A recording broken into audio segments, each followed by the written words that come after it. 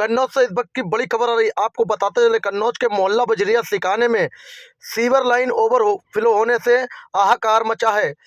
बसपा नेता ने उठाए सवाल, सपा को घेरा। कन्नौज सदर कोतवाली क्षेत्र के मोहल्ला बजरिया सिकाने में कई महीनों से सीवर लाइन ओवरफ्लो की समस्या बनी हुई है। स्थानीय निवासियों का जीना दूभर हो गया है। सड़कों पर गंदा पानी जमा होने के कारण लोगों को भारी दिक्कतों का सामना करना पड़ रहा है। मुख्य कारण विभागीय अधिकारियों की लापरवाही बताई जा रही है। समाजवादी पार्टी का गढ़ माना जाता है, लेकिन हैरत की बात यह है कि स्थानीय समस्याओं को लेकर किसी भी सपा नेता ने अब तक आवाज नहीं उठाई। बहुजन समाज पार्टी के पूर्व प्रत्याशी इमरान बिन जफर ने मौके पर पहुंचकर स्थानीय लोगों से बात की और अधिकारियों से फोन पर जल्द निस्तारण सुनिश्चित करने की मांग की। कन्नौज में लगातार सीवर लाइन की समस्या बनी हुई है। वहीं अधिकारियों से लेकर प्रशासन तक की आंखें बंद हैं। वहीं अगर बात की जाए जल निगम की, लगातार लापरवाही सामने आ रही है। सड़कों पर गंदा पानी बह रहा है, जिससे हाहाकार मचा रहता है। इस वक्त की बड़ी जानकारी आपको दे रहे हैं पब्लिक 24 न्यूज़ पर। वहीं बहुजन समाज पार्टी के प्रत्याशी इमरान बिन जफर पहुंचे हैं। उन्होंने इस गंभीर समस्या का मुद्दा उठाया है। उन्होंने फ़ोन पे अधिकारियों से बात की और जल्दी निस्तारण करने की बात कही है।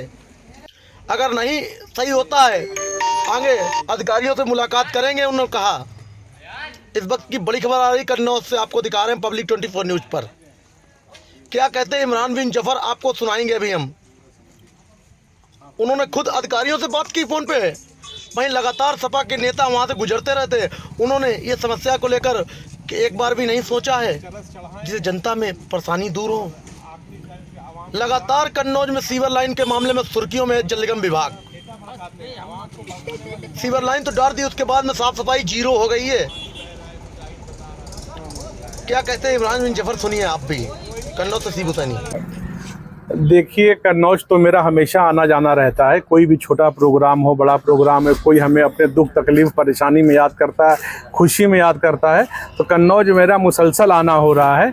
लेकिन आज का जो मेरा स्पेशली दौरा है, मैं कुछ दिनों से 2-2.5 महीने से फेसबुक पर देख रहा हूँ, और हमारे आप जैसे युवा पत्रकार हैं और समाज के लोग हैं, वो फेसबुक पर डाल रहे हैं, अपनी पीड़ा व्यक्त कर रहे हैं कि ये सिकाना बजरिया का मेन रोड है और इस रोड से हर आदमी आता जाता है, चाहे वो किसी भी बिरादरी का हो, किसी भी पार्टी का हो।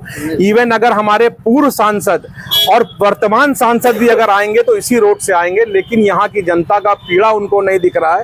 ये सीवर लाइन ओवरफ्लो होके बह रहा है, बच्चे स्कूल नहीं जा पा रहे हैं, बच्चे गिर रहे हैं, लेकिन किसी को इसकी नहीं पड़ी है। बस वोट देते वक्त आप उनका साथ दे दीजिए, उसके बाद आप अपने हाल पर हो जाइए। तो मैंने जब ये देखा क्या कहते हैं फेसबुक पर, तो मैंने यहाँ के लोगों से बात की, अपने लोगों से, और मैंने कहा मैं आऊँगा और इस मुद्दे को उठाऊँगा। इसके लिए मुझे चाहे जिलाधिकारी महोदय से मिलना पड़े या इसके जोनल हेड ऑफिस जिसका कानपुर लगता है, वहाँ के जीएम साहब से मिलना पड़े, एमडी साहब से मिलना पड़े, मैं उनसे मिलकर अपनी बात रखकर इसका समाधान बहुत जल्द से जल्द कराऊंगा। लेकिन देखा जाए कि कई दफा स्थानीय लोगों ने इसकी शिकायत नगर पालिका में की, जल निगम में की, लेकिन जो अधिकारी वो लापरवाही करते हैं और लगातार बातों को गुमराह करके छोड़ देते हैं। मसला क्या है, आप किस स्तर पे उनसे शिकायत कर रहे हैं? आप कन्नौज में शिकायत कर रहे हैं, ठीक है, कन्नौज के नगर पालिका में शिकायत कर रहे हैं, यहाँ के AE को बता रहे हैं, लेकिन अब आप अगर सही जगह पे चोट करेंगे, हर अधिकारी छोटे से बड़ा होता है। थानेदार नहीं सुनता, आप CO के पास जाते हो, CA नहीं सुनता, आप SP के पास जाते हो, SP नहीं सुनता, आप IG DIG और ADG साहब के पास जाते हो, DGP साहब के पास जाते हो। उसी तरीके से हर विभाग का वरिष्ठ अधिकारी है।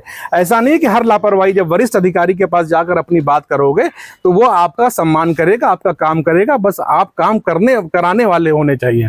2027 आ रही है, लगातार सारी पार्टियां तैयारी में जुट गई हैं। क्या बसपा इस बार किस तरह की तैयारी में जुटी है? देखिए, बसपा तो 2024 से ही मैदान में डट चुकी है और 2024 में आप लोगों ने रिजल्ट भी देख लिया। आप हमारा पुराना 24 इलेक्शन का स्टेटमेंट देखेंगे तो हम लोगों ने उसी टाइम कह दिया था कि भाजपा को हम 80-40 नहीं पार होने देंगे, और बसपा ने वाकई 40 पार होने नहीं दिया। 37 पे बीजेपी 40 के अंदर सिमट गई। अब समझ लीजिए कि सिर्फ मुसलमान भाइयों से मेरा एक बहुत ही मतलब एक अपील है कि अपनी आंखें खोलो, सही रास्ते पर जाओ। तुम गलत रास्ते पर मेहनत कर रहे हो, तुम सही रास्ते पर मेहनत करो, हिकमत लगाओ। जब तुम हिकमत से काम करोगे अल्लाह तुम्हारी मदद करेगा। तुम गलत जगह जाओगे तुम्हारी कोई मदद नहीं करने वाला है। और आज हमारा बिहार का रिजल्ट देख लो कि पूरा बैकवर्ड, पूरा अगड़ा पिछड़ा जितने हैं ये सब भाजपाई हो चुके हैं। मुसलमान अकेला कुछ नहीं कर सकता। जब तक दलित और मुसलमान और अच्छे सोच के लोग नहीं आएंगे भाजपा को कोई नहीं हरा सकता। लालू प्रसाद के बेटे तेज प्रताप ने मोदी का शुक्रिया कहा कि जिस तरह से बिहार में मोदी का जादू चलाया तो ऐसा ही तो यूपी में चलेगा क्या?